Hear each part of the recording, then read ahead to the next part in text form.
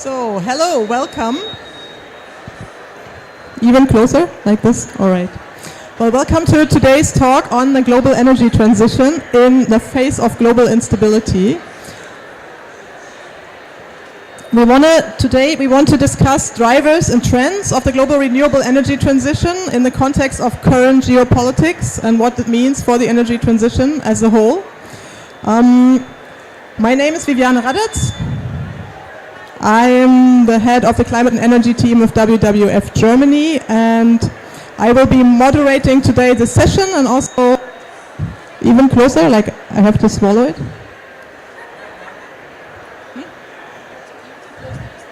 All right, sorry. I will moderate the session, and I will also give us a little introduction into the drivers and trends of the energy transition globally before we go into a panel discussion. I would like to introduce my panelists for today. I will start with Elizabeth Press. Please come up here, take a seat as you want. She is the Director of Planning and Program Support at the Executive Office of IRENA, the International Renewable Energy Agency. Hello. And as a second guest, I would like to welcome Vanessa Perez-Sirera, a former Panda and now the Director of the Global Economic Center at the World Resources Institute. Hello, Vanessa. And our third speaker today is Dean Bebea, the campaign lead of Don't Gas Africa. Hello, Dean. Thank you for coming. Whoa. Don't gas Africa, and don't drop your phones because you'll need them. So I will lead us into the discussion with the findings of a report that we have done in WWF Germany in the beginning of this year on the global megatrends of the energy transition. The report you can download if you point your phone at one of these QR codes that you find around the room. And I will just give you a short summary. It's long, but we translated only the summary for the benefit of English speakers, so you don't have to read the 130 pages that we have in German. And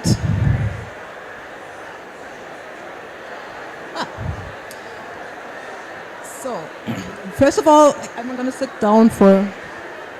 Okay, I'm going to sit down for this.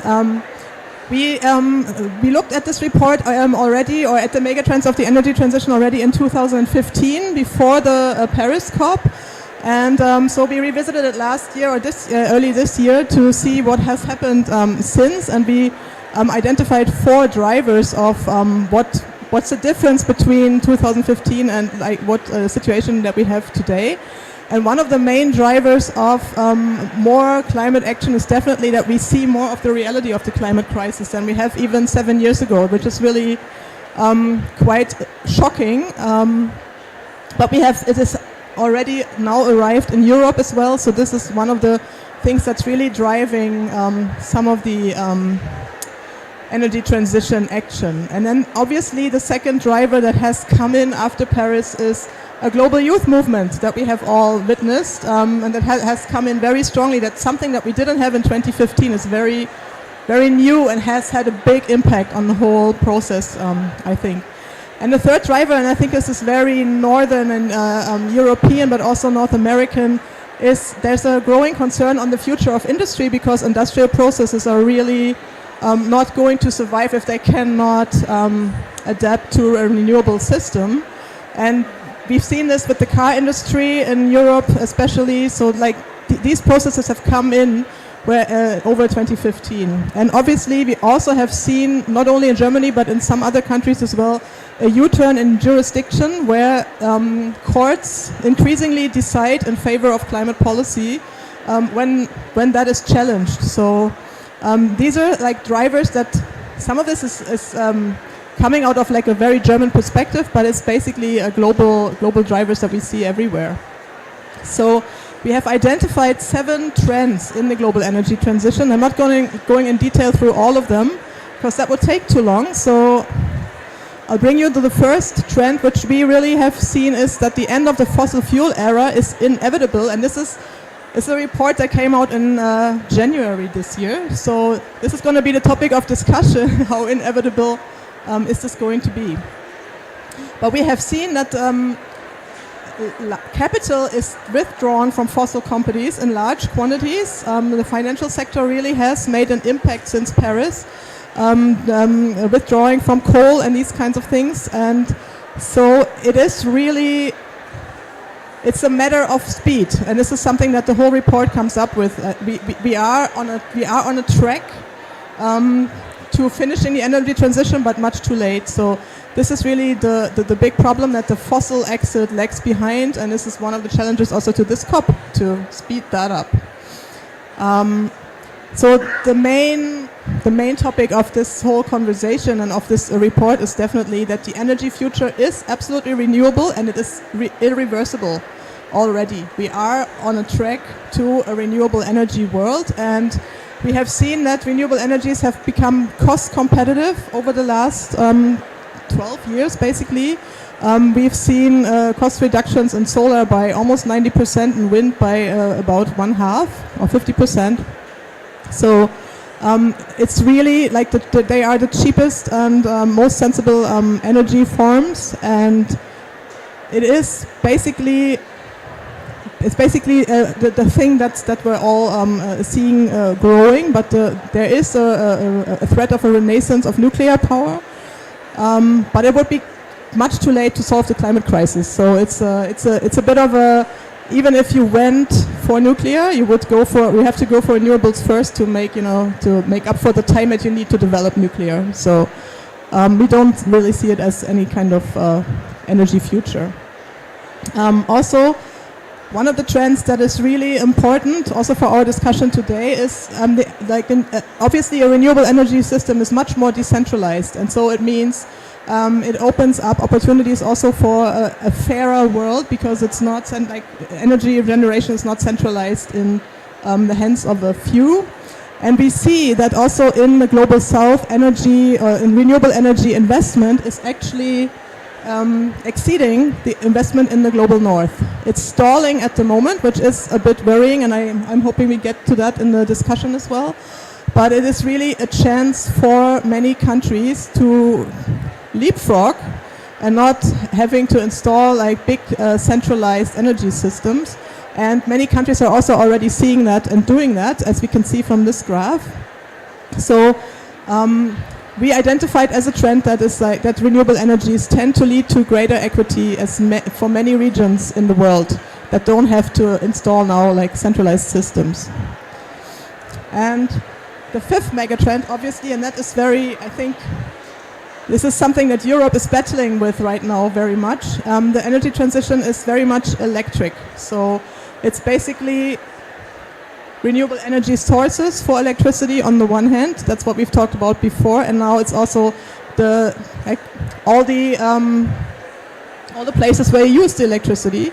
And we've had so far basically just used, been renewable in the electricity sector, but not beyond that. And this is the big problem of the fossil crisis that we have in Europe today, that we're very much dependent on fossils for heating, for transport, and for industry. So this is, but it is increasingly picking up speed, especially in the transport sector.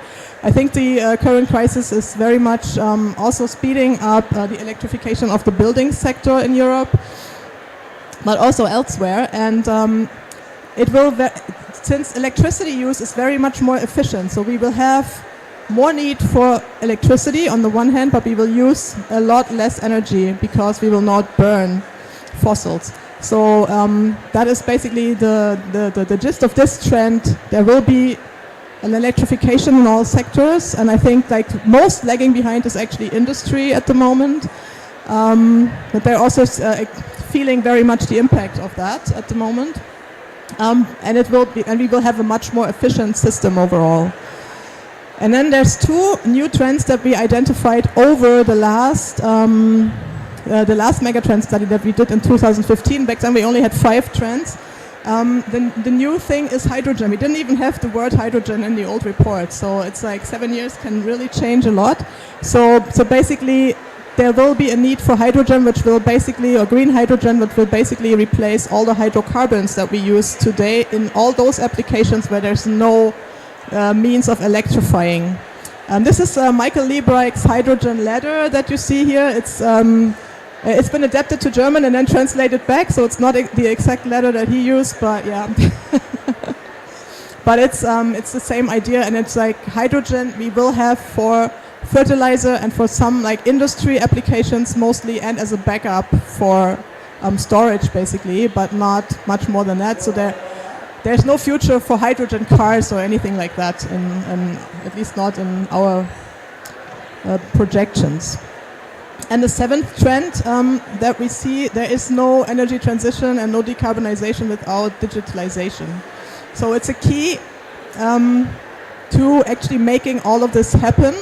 And also we didn't have this in the 2015 Megatrends report, so this is also something that obviously back then already was important and useful, but we see it ever more that it is really the backbone of the transformation. So also something to think about more for transforming our energy systems.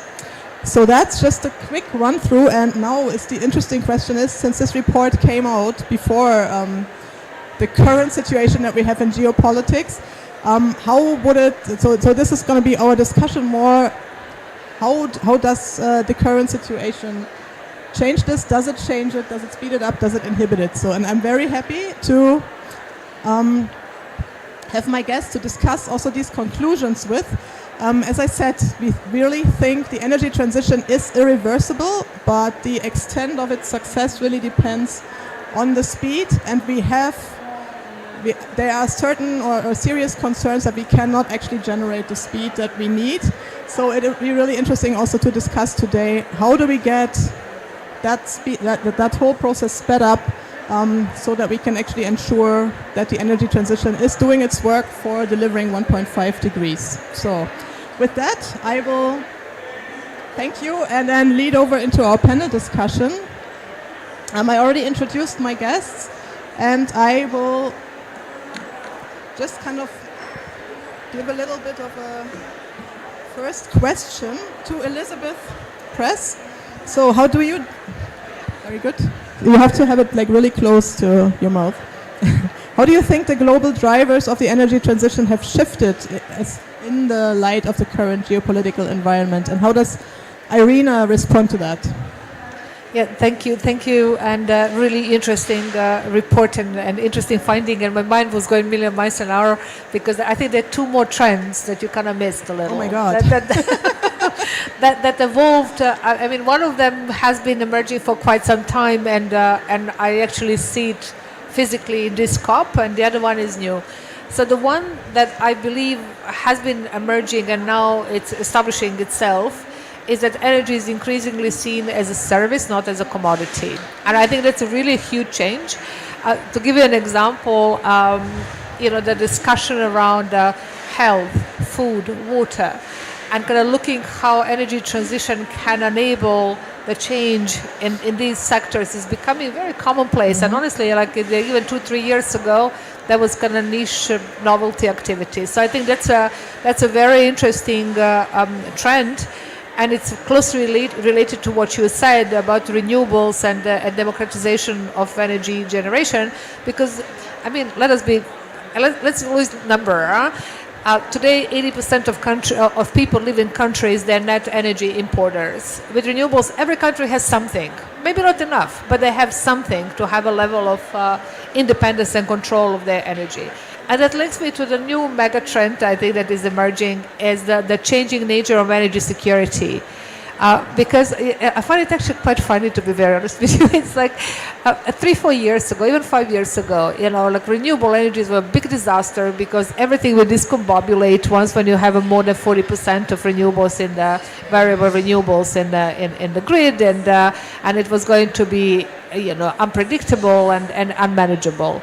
And suddenly, with the crisis that we're facing right now, both with the price crisis that emerged after COVID and perpetuated by the Ukraine conflict, suddenly this is a solution, because you have control over your resources, you don't depend on others, and now renewables are called freedom energy, because you can actually control it. So I think that shift is supremely important, and in some ways related to a question that you're asking me And maybe we don't see it very clearly right now because there's an emergency situation that countries are dealing with when they have to fulfill their immediate needs.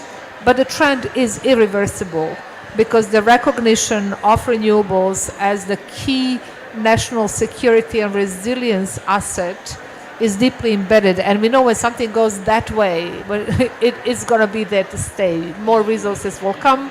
We have seen it with the US, we can see it with Europe, with a huge amount of money going into advancing both renewables and efficiency, because we cannot talk about one without another. So in our, as an institution, what we see, what we observe is that the trend in the global north is very clear. There is no way back. It is going to happen. It's going to happen faster. What is going to happen in time to 2030? That's a different question. And there is a lot of concerns around the speed and scale of how fast we are moving. But we are changing the system. We are not replacing fuels. So it is complicated. It's not that straightforward.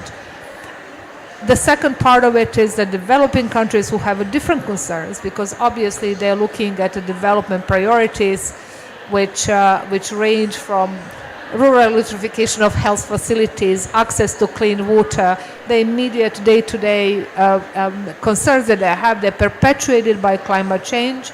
I was yesterday in an event around the food security and listening to Sudan and what they're facing with the changing patterns of climate patterns and weather patterns. It's very, very concerning.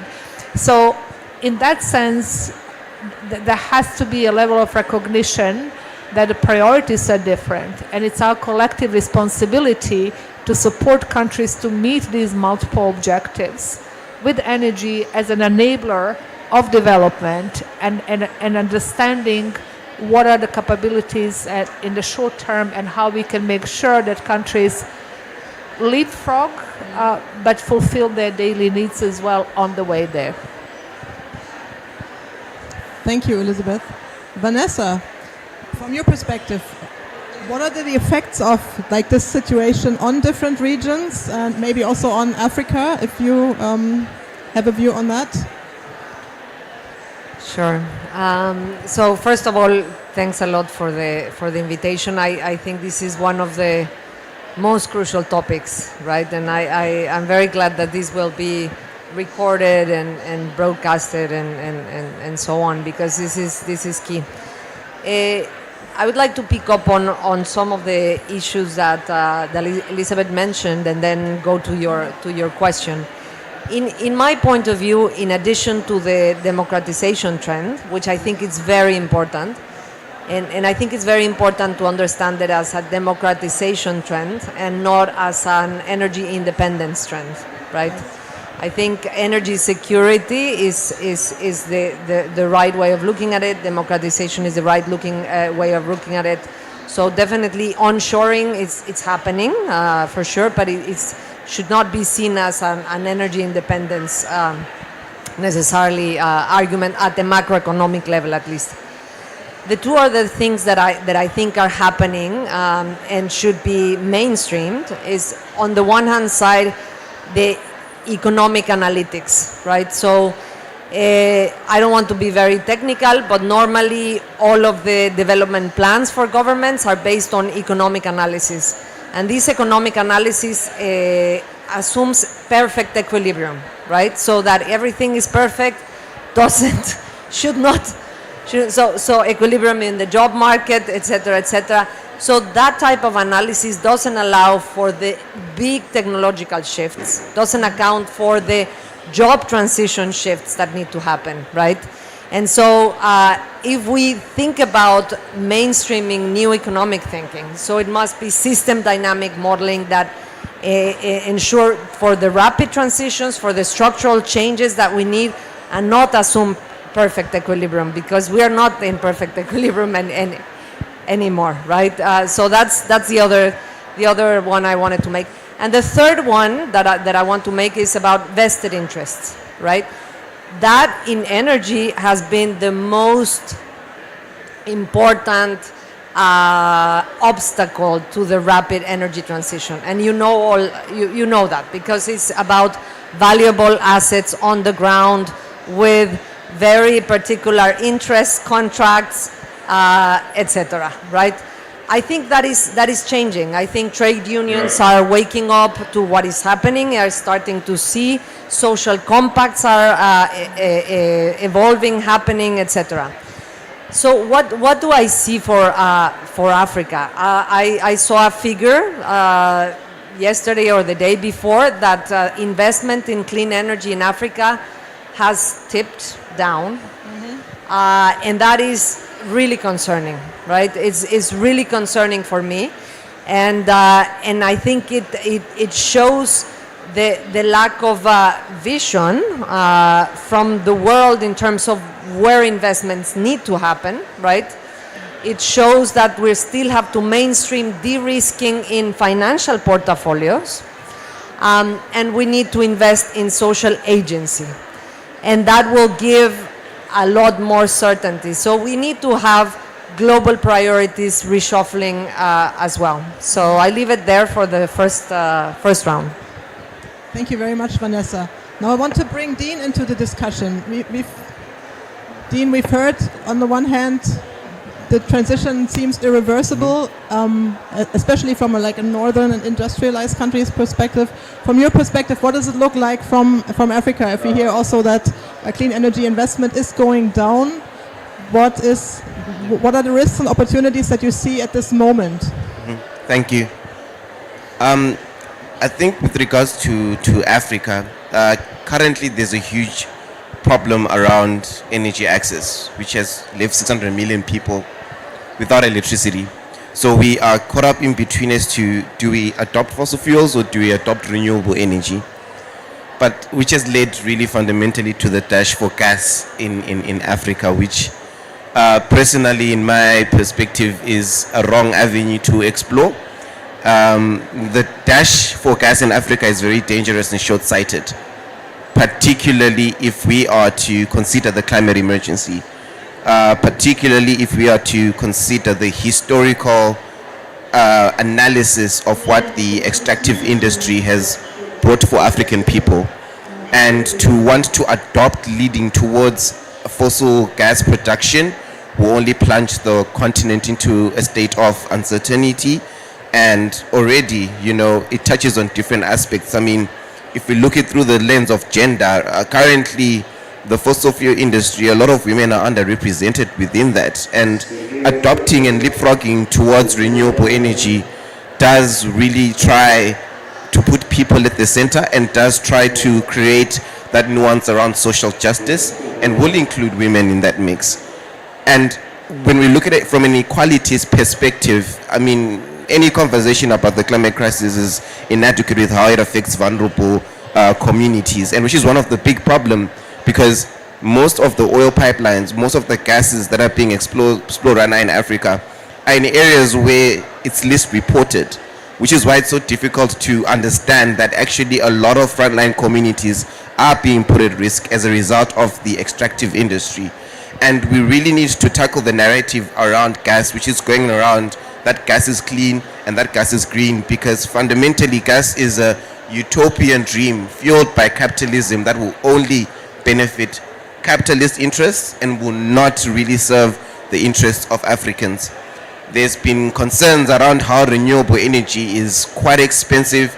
Before even tackling that, when you are looking at trying to establish a fossil fuel infrastructure, sometimes it takes close to 30 years for it to reach full capacity. And right now, I think Africa is at 28% renewable energy capacity. So why stop now when we can continue building towards that trajectory? Already over billions of dollars have been invested in the oil pipeline that's being constructed now. And they're saying it will be online by 2045. So does this mean Africa has to wait another 30 years until there is energy access? And are we actually really guaranteed that there is actually energy access after which those 30 years have been fulfilled? So there are all these challenges, and we really need to directly challenge that and not be viewed as anti-activists who are anti-development, but instead be viewed as, we are anti-systematic plans that seek to keep people in a cycle of inequality and a cycle of poverty. We are anti-segregation, we are anti-exploitation, and we are just pro-African. We want to leapfrog towards renewable energy using a people-centered approach. And there are also these arguments for renewable energy that are grounded on renewable energy. Sometimes the sun doesn't shine and the wind doesn't blow, so how does renewable energy work? I mean, there has been UK and United States companies that have actually successfully and are making profit from storage facilities currently right now. So it doesn't make sense that the governments cannot really invest in a renewable energy storage facility that will actually make profit, because currently that is what's being done by small, medium enterprises across the global north. So this whole idea around renewable energy and that narrative has to be challenged, and we need to come up with one that's grounded on African values and principalities, and that will really put us at the center. Thank you. Well, thank you for that. Yeah, it's like exactly the point, like coming from a cold and very dark country and still having 50% renewables in the energy mix. I think there should be much more potential here. So why do you think it is that the investments in renewables are actually going down in Africa? The flies are really interesting. Well, I don't have the right answer around that, but particularly, development banks have got an opportunity to play along with public finance institutions to really redirect their investment portfolios towards climate finance friendly projects, particularly them commit to a finance exclusion policy within across the board of their public finance institutions. And I think we also have an opportunity as well, as civil society to also, be invited to the table to consult, because right now there's a problem regarding, transparency. We're not sure how the money flows in and outside multi-developmental banks. We're not sure whether the money does reach certain frontline communities. So there's an idea around accountability. There is an idea around transparency. There's an idea around a fossil fuel finance exclusion policy that needs to be implemented immediately.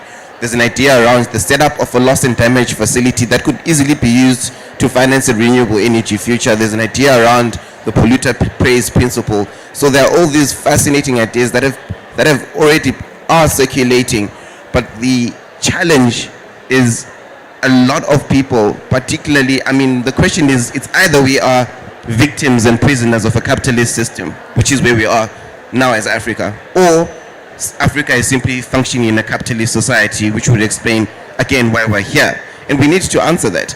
But it's quite difficult because already earlier on in the year, in April, in one East African country, a forum was created where 10 African energy ministers were like, yes, gas is the future, which then fueled a change in taxonomy, which then brought up certain discussions that led to a proposition around energy access, and which was highly welcomed.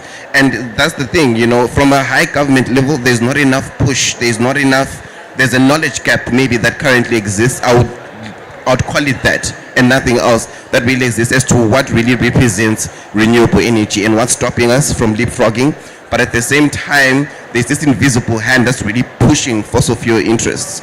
And already there have been news articles that broke out yesterday where, really key individuals in Africa are pushing for oil, are pushing for gas. And if we have voices like that already doing that, it becomes quite difficult even for us civil societies to actually have a voice. So we actually, in very unique terms, we need to think about the system that we're functioning in, both as government, both as public finance institutions, and at an individual level in CSOs, and how we can tackle that narrative. And I really believe is really breaking down that narrative and really debunking all the false solutions that have been driving the gas communique in Africa for the past 1 year. Because it does say so much when COP26 there was a transition from we are phasing out fossil fuels to now, we are dashing for gas. Of course, maybe this is also winning off certain energy insecurities in Europe, but that should not be the reason as to why Africa should be the victim of that crisis.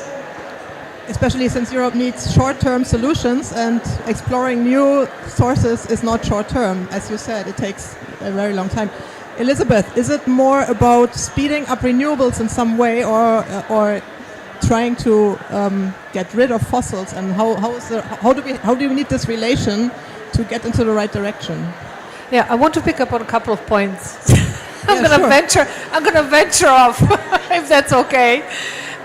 So I want to. That's how this I want to type of panel talk about. works. I want to talk about investment to begin with. So we're talking about decreasing investment, but I want to give you a bigger picture, which is even more worrisome. In the last 20 years, since the advent of renewables, and we're talking about solar and wind, because the hydro, the big chunk of what's in Africa is really from large hydro.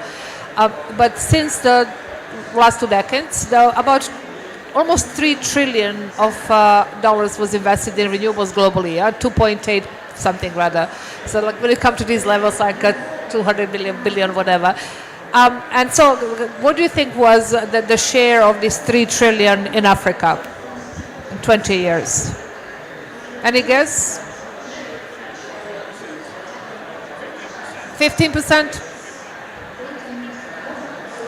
2%. 2%. So I think collectively, and I said this many times, we should really take a very long look at ourselves and ask a question: how is this possible? On the continent that has the greatest needs for energy, that has the greatest resource potential, how is this possible? So that's question number one, and I think we need to be very honest, have an honest conversation around this. One, this is not about another solar project, in whatever place. It is about the infrastructure, and that accounts for whatever you want to do. If you want to do coal, infrastructure, we need roads, we need means of moving things around. We need ways of developing the system, so that the investment in renewables has to go hand in hand with infrastructure, and that's also the key for longer term inclusion in global economy. Because if you have countries that have a high renewable potential, they can contribute to green hydrogen for themselves, eventually for export as well. But if you don't have access to a port, if you don't have a road, you will not be able to do it. So that's number one. Number two is the fiscal systems. So both what comes from the public finance will not resolve this. We need to think innovatively, creatively, in new ways to see how we can use very limited public finance, which comes with a lot of conditions, rightly so, it's taxpayers' money, how we use this to leverage private investment. 80% of this money has to come from the private sector. So instead of funding random projects with public money, we should be clever and think of new ways to use this for de-risking mechanisms, for innovative new instruments. Like I'll give you one example, which I think is actually super clever. The one on the global hydrogen, green hydrogen. What is it called? The German thing. When basically the hydrogen ladder. The global green, something like that. Global H2 globe. Anyway, it's compact. And they put $1 billion in a facility that is there to pay for the difference between the like a fossil hydrogen and green hydrogen. So they're basically supporting the development of industry. And decided it's public money. It's $1 billion, and they're covering for this difference. It's very innovative because they're creating a new market, and they're using public money cleverly to create this green supply pipeline.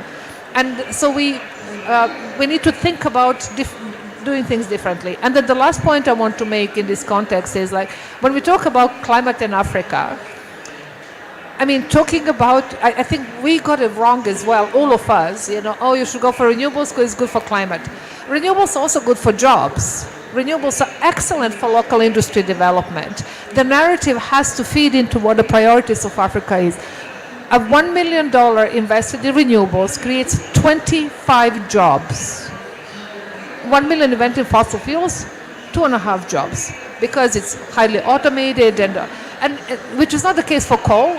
So we have to have real conversations. It's not the case for South Africa, for instance, huge coal community working in mining. There has to be a solution for that. You need to look at the local conditions. Not all Africa is not a country. It's many different countries that have different circumstances. So the fossil fuel producing countries like South Africa, like Nigeria and others, they have one set of problems. And then you have other countries like Namibia, that is on the crossroad, whether they're going to go renewable or fossil fuel, because they have both. So there is like, we need to look at the local conditions and develop the narrative that fits them. And so it's on all of us to do that. I have more to say, but I'll pass it to Vivian. Pass it to Vanessa. No, so great, because I also want to pick up on that. Poor Vivian, we're just going our way. But I'm just here to make you talk, so that's fine. No, perfect. I want to pick up first on the point of infrastructure. Very, very good point. Thinking about the big roadblocks. Why is it not happening? Why is it not happening in Africa? I think several conditions that are present in Africa were present in Latin America, or still present in Latin America. A government making one contract with one oil company can get the oil pipelines going, everything going, they just sign. It's an easy form of public revenues, right? If you deploy a market on renewable energy, it's a multi-stakeholder market with many players that is complex to regulate and has multiple ripple effects, right? But governments sometimes like the easy answer, right? So they like the easy answer, the easy public revenues, right? So that is one thing. Second, on public investment, fully agree. Local public investment needs to be there to leverage private finance. But the problem also in Africa is that oil and gas investment is actually coming from international public funds.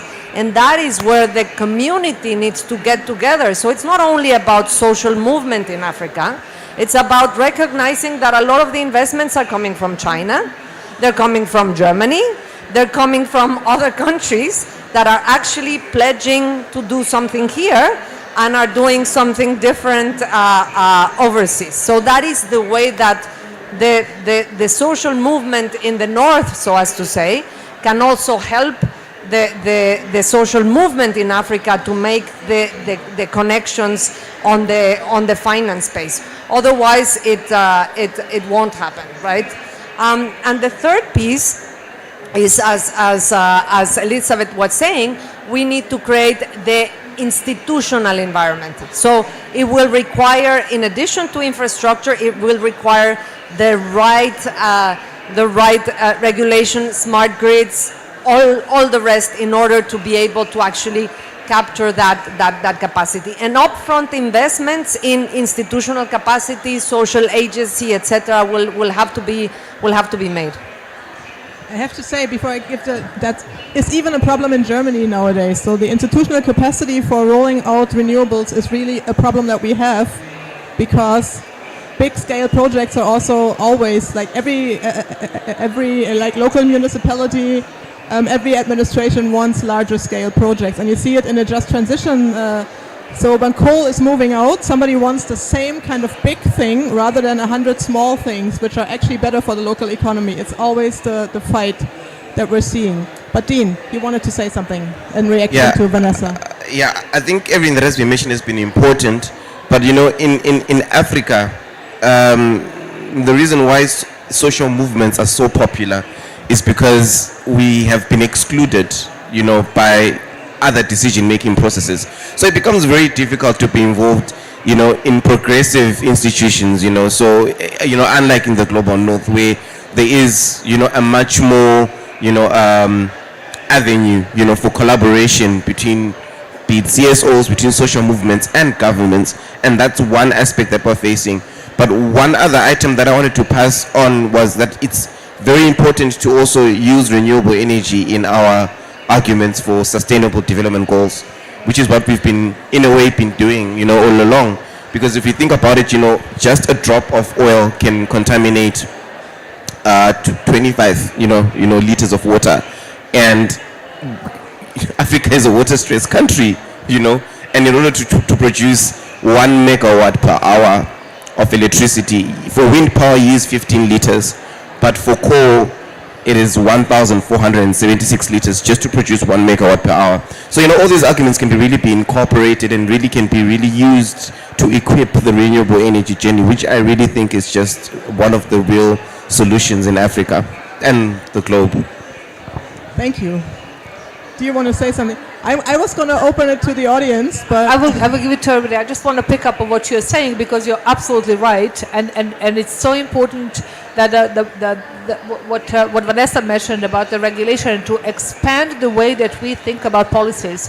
We cannot think only about development and deployment. We need to think about the layer of labor, industrial development, and then go out to planetary issues as well and structural change. So the policy making has to be different, and we don't have institutions for that. So it goes back to the institutional structures as well. and I was told I need to use your microphone because nobody can hear me, but I can't. So we're going to open it to the audience. If you have any questions, please shoot them our way now.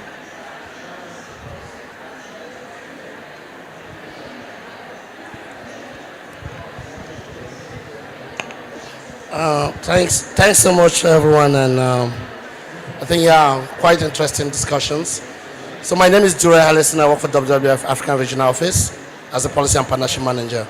And thanks, Dean. Right, I really appreciate your take on this whole idea. And glad that you're using two things: the legacy of extractive industries in Africa. I think the whole thing, when you talk about energy transition, which I hate because I talk about leapfrogging, and I think that is the word we should be using because we're transitioning from what to what when we have 600 people without energy. But I think the more important thing is with the case in Nigeria, Angola, Cameroon, Chad, where we have had extractive industries, what makes us today think that things could change, right? Those are the same governments. Those are the same enabling environments that were there in the 1960s. Why do we think that if we go the gas way, this population will have energy? They won't. So I think there's a whole need, as you call it, the change in systems. That is the first thing we need to guarantee. And I don't see it happening, not now, with the systems that we have. So we need to start working towards that. And I'm glad that movements like yours are really pushing for that. Also, on the transition side or the leapfrogging side, there's one thing we don't really put emphasis on is the responsibility. It's the justice of the justice or the justice of the just. How much do we want to bring that into the conversation, right? And because I think it's critical that when we're looking at the whole, how do we ensure that more Africans get access to energy? And we're talking about transition. Like I said, I hate that word. But we need to start looking at responsibility. And most of the time, it's easy for us Africans to say it's others, right? And I think we should also start looking at within ourselves. And one of the things I used to work in this environment before I moved. So I used to be a campaigner as well. When we look at all that those governments have generated, DRC will tell you we have to sell the blocks. But they have had mining going on for the last 50 years. How has that helped them develop the country? So I think we need to start answering those questions, or we need to start putting those difficult questions to our governments and to put them in front of their responsibility so that they give us what will change now if we have to go to gas. Thanks so much. You want to answer that, Dean? Thank you so much for that. I think I agree 100% with what you mentioned. And when you mentioned the word just transition, it reminded me of one of the aspects that, in pursuing the renewable energy journey, we need to be really careful of how we also manage that, because there's a justice system around that. There's a wind project in East Africa that has displaced thousands of people, but it's a renewable energy project. So we also need to be very mindful as we pursue that to really speak the truth to what a just transition looks like. And just to use this opportunity to say there's a gas policy briefing that's coming out from the Don't Gas Africa campaign that really touches on the points that you've mentioned about what we can do in engaging governments and what the problem is, and to really contextualize it, giving it an African snapshot. So I'm very much keen to exchange details and share that with you. Any of you want to react? Then I... No? Okay. No, I'm just going to open for another question then.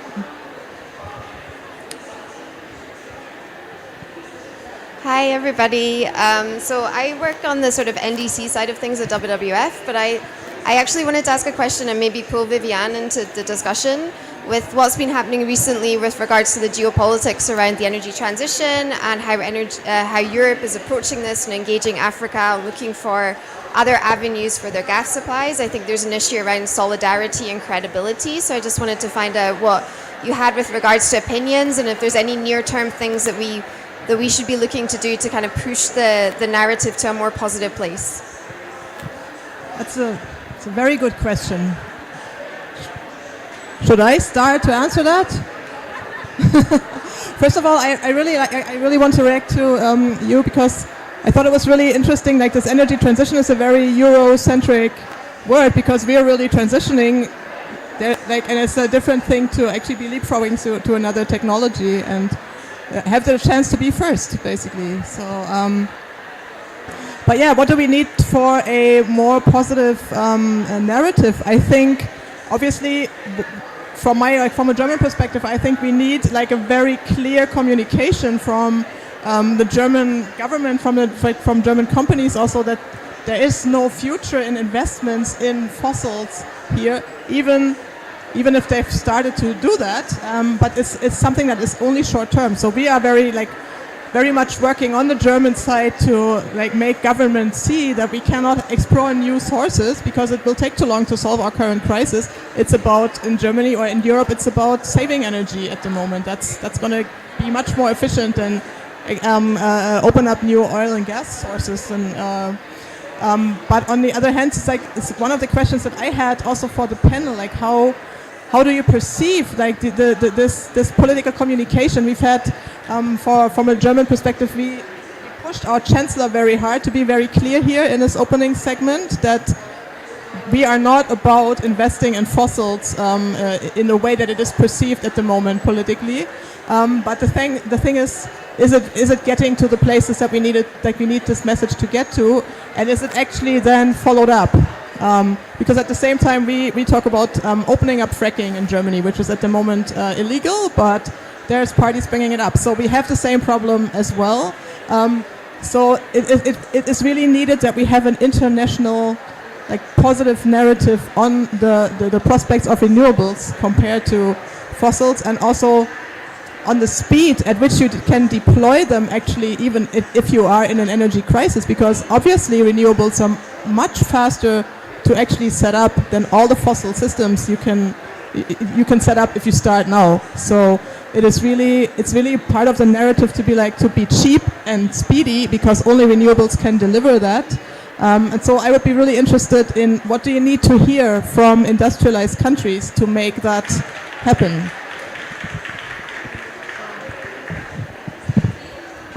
I'm happy to start. I think the point that you make on communication is super important, and for us, because we have global membership, and what Europe is experiencing today, other countries have different short-term priorities, and I think the discussion that is now being had around African development priorities, in some ways it's kind of similar, the different context, but a similar issue. So I think clarity of the supremacy of climate change in some ways is really important at all levels, and to really have this common understanding that we all understand that this is the ultimate goal, and then dealing with the short term, just really being very clear on the temporary nature or whatever measures are being put in place. I mean, to be very frank, I think it's problematic, when there is the muddled up conversation around this. And I mean, this summer, I was watching the news one morning, and there were 6 screens on the TV showing fires, floods, droughts. And as a person, just a regular person in the street, I thought this is going to be 2040. I didn't really think it's going to be 2022. I mean, there's the real life consequences, and I think it's a lot better understood where we are right now. So I think having that conversation in parallel is very, very important. So thanks a lot for the provocation. I think it's just right from the start of the event, by connecting what is happening in Europe and what needs to happen also in Africa. The parallels that I see and the distances is that if you think about the paradigm in Europe, is about a social rights paradigm, right? So it is everybody understands that energy is a social right, right? So that's not question about it, right? And the governments have that imperative to provide energy because it's a social right. The paradigms and the imperatives in Africa and other countries is about quantity of output, quantity of growth. It's not about social rights. And I think we have to flip that entirely, right? And coming to that understanding, and that's why the European governments are back on the wall, because they know that they have to provide that for their citizens, right? So how do we create that level of accountability in other regions, in other nations that allow the society to keep the government accountable for the basic social rights? So we need good food, and we need clean energy. We need education, we need jobs, right? So those are social rights, and that they must be there. The other piece that I think it's interesting is that in Europe it's a resource discussion as well, right? Internally it's a resource discussion. It's like, where do you get the cheapest resource to do that? And in Africa is where is the cheapest form or the easiest form for public revenue, and that comes back to the question, right? So I think, like, banging again and again the trends in terms of costs, in terms of ripple effects in society, in terms of jobs, in terms of lock-ins and stranded assets. It is very important, and to start to create that equal standing in terms of communication between the continents as well.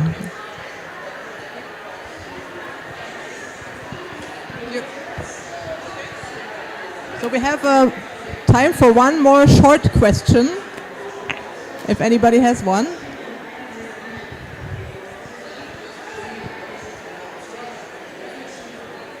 Hi, just a quick question. Because we are having this discussion at COP, so I would like to make the connection.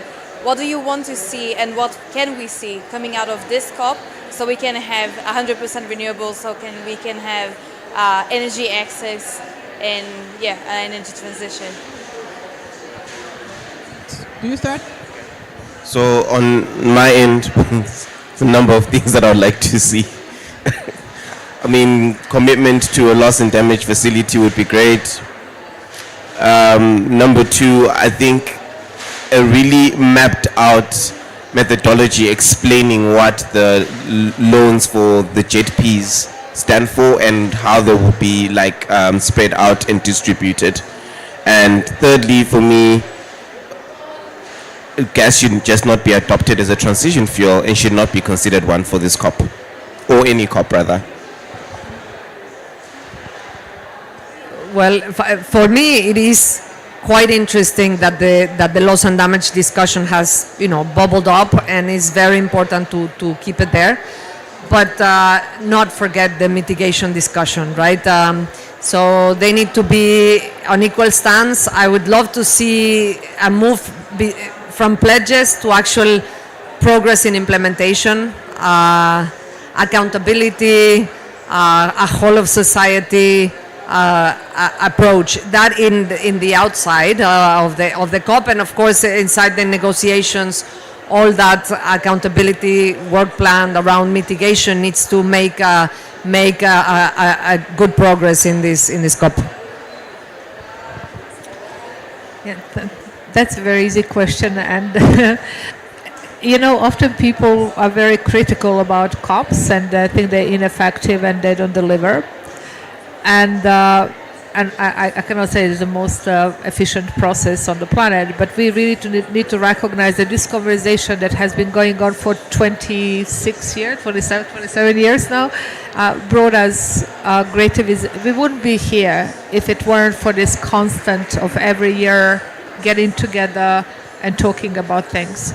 And when I think, my first COP was Mexico in 2010, and when I think of conversations we had in 2010 compared to today, there's no comparison. And so I don't have every year I don't come with huge expectations that something magnificent will happen, but I'm grateful that we're here as a community every year and that we talk about these things and make progress on an annual basis, because this is not going to be resolved in 1 year. So just keep at it and having conversations that are bigger, better, and more substantive as we go forward. I think I also want to answer this question.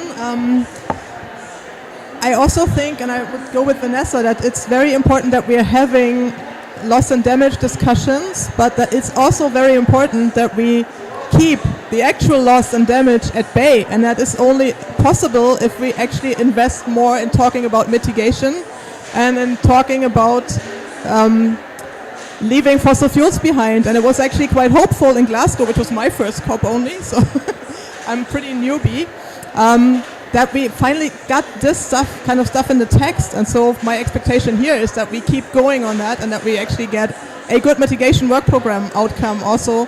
So because the more mitigation we actually get on the ground and the more that is successful, the less loss and damage and adaptation we have to do. And that should be the goal in the end, I would think.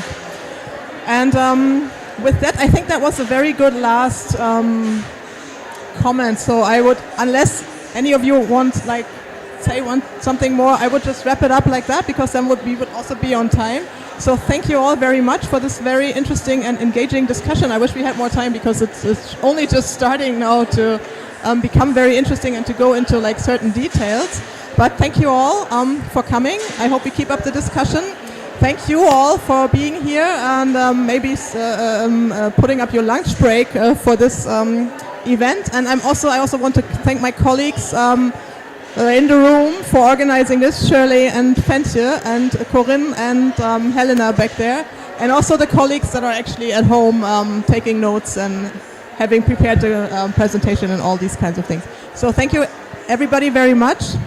Go out there and keep it up with the energy transition or the energy leapfrogging, depending on where you're doing the work. And have a nice day, and thank you very much.